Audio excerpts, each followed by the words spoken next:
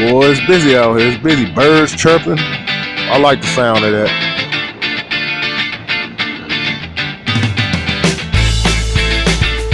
Goddamn helicopters. What I'm gonna talk about now? I'm gonna talk about the BBWs, fat women.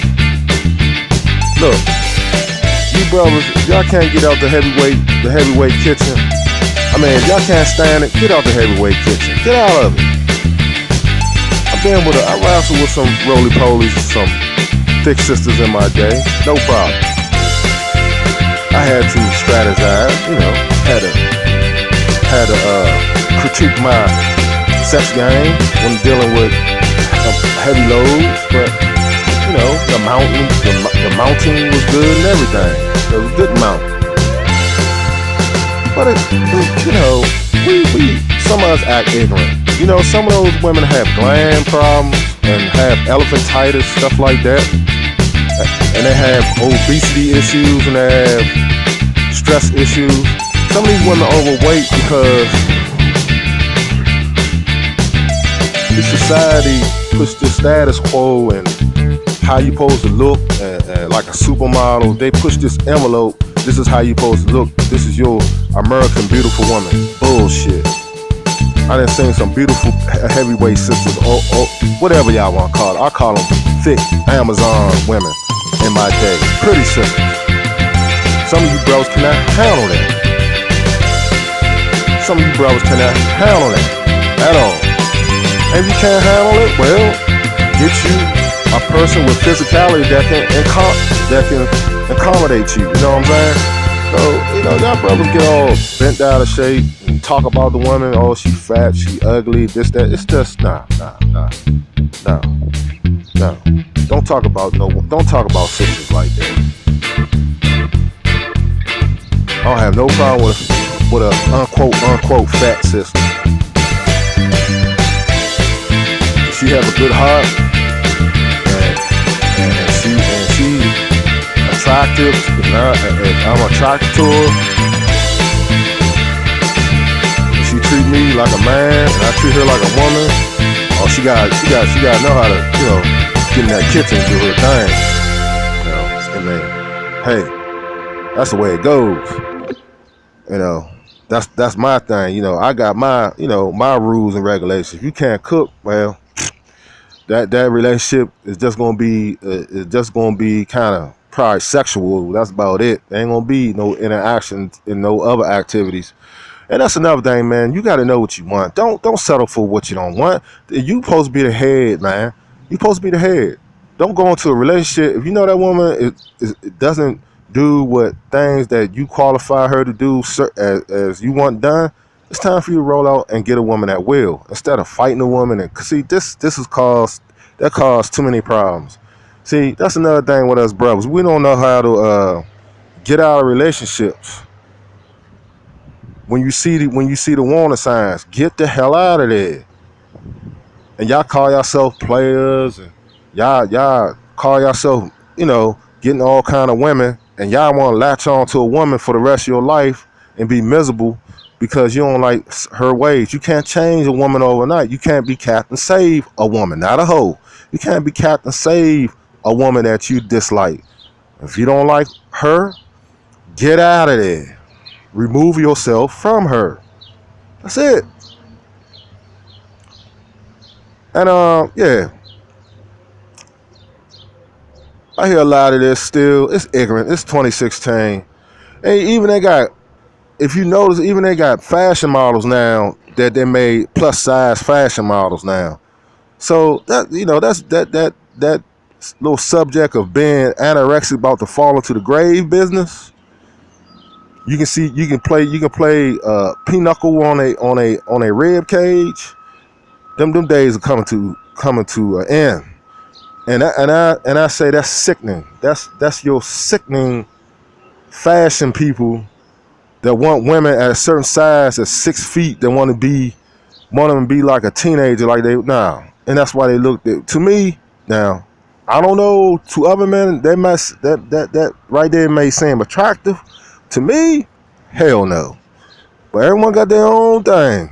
Not me though. I couldn't do it. They put olive oil to shame. Some of them. But I like, I like thick women, and I don't have no problem with them. So this is for Mother's Day. This is for Mother's Day. Y'all big girls listen to this. Arlomonk love you. I hope y'all have a wonderful one. Don't let this society get you down. You trying to lose weight, sweetheart? You can do it. Get you a man that loves you. I'm gonna tell you, on my personal experience, I was with a plus size sweetie, and when we got together, I had to say nothing. We so much in love, she started losing the weight automatically. That's what love do for you. That's what love do. When you really love someone, you'll stop eating. When you really love someone, you'll go sacrifice certain things that you wouldn't sacrifice like you was doing when you didn't, meet that person. And you'll do any and everything. You will. To satisfy that person. And you might find yourself losing weight. And that's what she was doing. We were so much in love, we ain't even thinking about eating. We look at each other all starry-eyed. You know how it is. Butterflies in your stomach. Blah, blah, blah, blah. Looking all stupid. As I look back, some of that stuff was funny. But some of it was... It's something that you never forget. It's something you never forget. But if you don't feel that with nobody in your relationship, it's not a good relationship. It's a waste of time. So to all my big sisters, my BBWs, I love you. Happy Mother's Day. Excuse me, you and I got love for ghetto gaggers too. I got love for ghetto gaggers. I got love for those women. Even though they're taken in the face, eat out of spunk buckets, degrade themselves, demean themselves, I still got love for those women. Because I know they don't know what they're doing. They don't have a clue. I see a lot of brothers pissed off. Then I had to sit back. I'm not pissed off. Because I know majority of those women come from dysfunctional households who do those heinous acts. I pray for my sisters that do that. Because there's diseases in that game. It's people that sit there and lie, talking about they went through their proper health checks, even though they can do that and still contract the virus for somebody else or whatever. You don't know those men clean or not. They say they clean, but it's all for the money. That's what it's about. It's a paycheck. And some of you brothers are envious and jealous of the Anglo man because he's doing that. Not so much of the sexual act. Y'all wish y'all was in there. See, you gotta watch these guys. Y'all wish y'all was getting the flake toe job instead of them in a rough way. And we are, and like I said in my previous videos, we are engaging in that activity too when it comes to those women. But look, let me tell you something. Some of those women are mothers. Who's doing that? They are mothers. The only thing you can do is pray for those sisters. They wake up and realize that what they doing. Some of those porn actresses are mothers. Okay? They have children. Amazing, but really not. It's a business like anything else, but it's the flesh trade. Nothing new under the sun. Been around since biblical days. Yes. It's unethical. Yes. Do I like when I see that? No, I don't like when I see that. I don't like my sisters going out like that. But this is the world we live in. So my brothers, rather than talk about it and be appalled and degrade those women even more and put them more below the pits of hell, once you uphold those women and talk about those women in a good light, because they still are black sisters, okay? I know, brothers, it's hard for y'all to really see through the logic, but y'all can. Like I say, I still got love for my ghetto gaggers too. I don't endorse that. I don't uphold that activity, participate in, but I do pray for them, just like anyone else, that they get out of that crap. You know, prayer is a strong thing. You know, I bet if y'all do more videos like I'm doing, and it gets wind to some of those women, it probably touch their heart. But no, you black guys stuck in that sex vein, and just like I say, half of y'all jealous because they messing around with a other race, and they doing all kinds of things with them.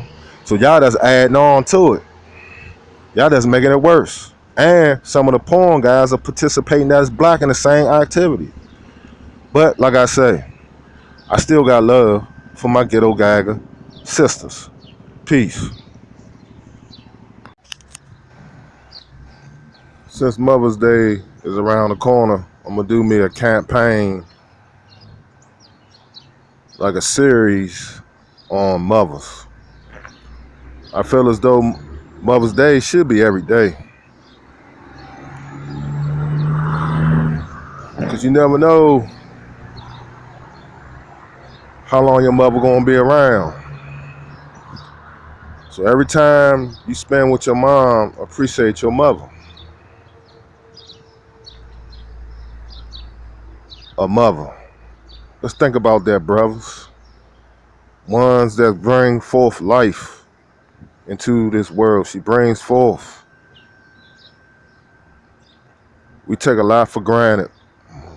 Brothers bashing women on the internet, beating them down, talking them down, verbal abuse, mental abuse, physical abuse.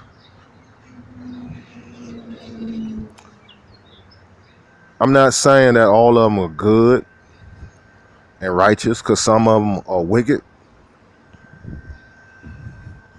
But if they mothers, you need to appreciate that. She got to go through pain to bring forth babies or triplets, or, you know, in some cases quadruplets and all this, and septuplets and this, that, and the third. But think about all the pain, the labor pains, and all the stress these women have to go through to bring forth God's given life. That's what I think about. I think about not also the beauty of my lustful ways as a man. I look past that sometimes. Sometimes as you get older, you're supposed to get wiser. Look at a woman, she's a woman, man. And she's a mother. She has completed a cycle in her life. This is why you young women, if y'all not ready to be a mother, don't lay down with a man and create something that you don't want to take care of. It's so easy to say, but it's so hard to do. I know this, but stop doing it. Because you're bringing forth kids you don't want. And as you feed that to your kid is going to intercept that through you. And once they find out you really don't really love them, they're going to be filled with hate. This is why you have these young men and women that's doing all this crazy stuff out here. When it comes to that, I mean, y'all scream, be be a father to your child, but y'all gotta be mothers to your child too. And let's get this straight. It takes two to tango, like I keep on saying. The worst thing is we have a lot of single mothers. We don't have no men in the household. This is why you brothers should always cherish this day set aside for mothers. Just think of how many homes that's inflicted with no male counterpart in them. As them daughters get older, they don't know how to interact with males because they never had a male figure in the household to teach them on the opposite side of the track about how males will confront them. You can teach your daughter some things, but you can't teach them all things. Meaning that once they get a certain age, like when they start puberty, like a male does, they need to be with the woman because the woman only can teach a woman how to be a woman. Vice versa, same thing with the male. This is why we have a lot of problems. This is why you have a lot of boyish females because a man think he can raise a daughter to be. No, it doesn't work. It doesn't work, fellas. A woman supposed to take care of that. This is why we have effeminate men, because the women try to think they can raise a son, and a son pick up feminine ways because he always been around females. See, you see the logic and ideology I'm kicking. This is why it's so important for the household to be two, not one. Fatherless household or motherless household is not good. When you have opposite sexes and the opposite sexes teaching the other opposite sex, it's not good. This is why you need a family unit.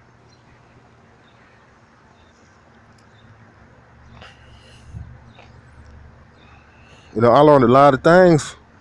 I'm still learning a lot of things from my mother. This is why I know how to interact with women, because she taught me about the female side, about women and what she think mother gonna look out for her son far as us going out in the world and picking a female. See, females can pick up what males can't pick up. Like, I try to mess with, there's some of the women I mess with, and she told me, hey, and she wanted to know about it. She told me that's not a good one. And she said, I told you, no good. She said, no good, son. She was no good. I told you that. But you still want to play around. They know. Mothers know best. Take the advice, young man. When your mother see that woman ain't right, it's something she see that you don't see. See? It's wisdom. Females pick up on female activity. It's like if a man was the father and he had a daughter and wasn't no mother there, he gonna know when you bring a boy to the house or you try to introduce him to a dude, a man gonna know right off what's up with him. He can see right through. Oh, he doesn't want to get in my daughter's panties. He ain't doing nothing. Father gonna look at certain things too. Is he working? Is he going to school? What is he doing? He gonna ask questions too. And if you can't answer those questions, well, there you have it. So it gets deep. Like I say, I'm gonna do this for Mother's Day, since I'm gonna get this out of the way early, because I want to do a lot of publications about females, about what I think about black women and all women in general. I love all women of all descriptions, shapes, and sizes. And I'm gonna talk about various topics like I'm talking about now, and that's the way it's gonna be. So peace out. See you to the next one.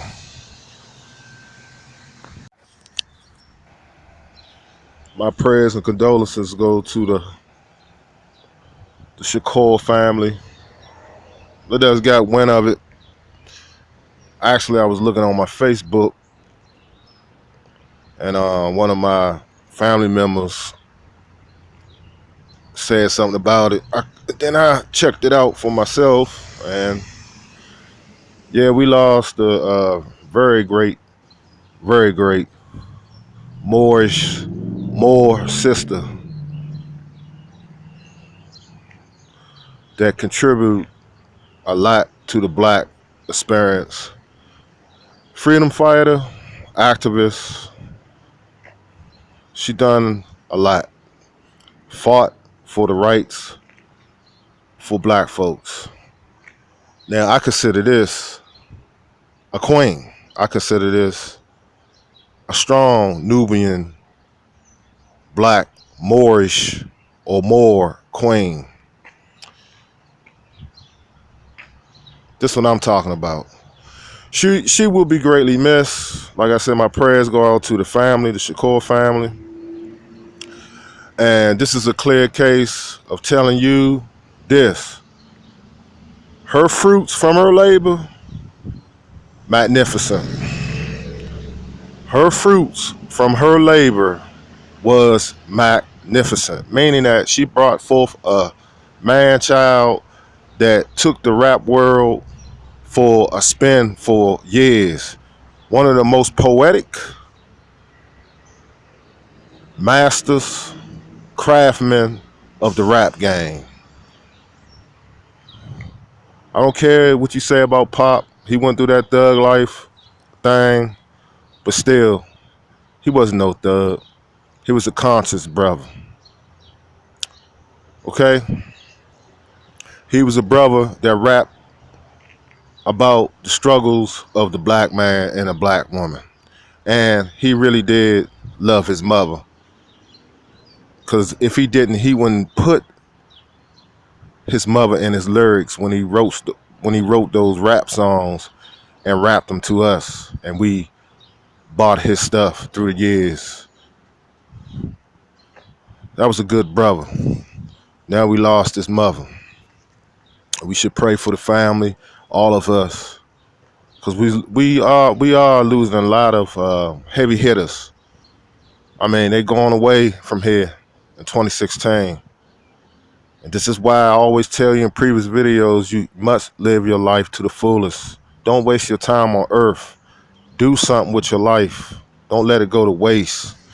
This is a clear case of two people, two individuals that done a lot, more than some people do in a lifetime. And they are blessed. And she's going to meet her son in the afterlife. And I hope everything goes well. I just giving my little shout out to the families, the biological family, what have you. That's in this morning time, they in the time of mourning. So really, that's about it. That's all I want to say. Peace and love and blessings. I send my condolences to the Shakur family. May God bless y'all, and I hope y'all get over this and keep striving for the best. Peace out. Arlomonk Productions. I'm out.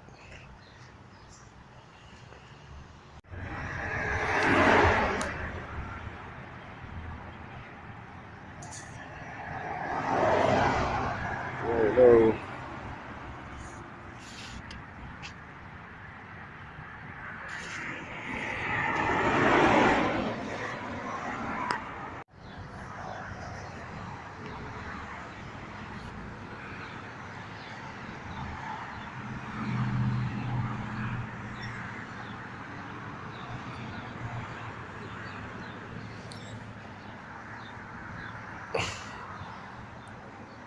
Okay.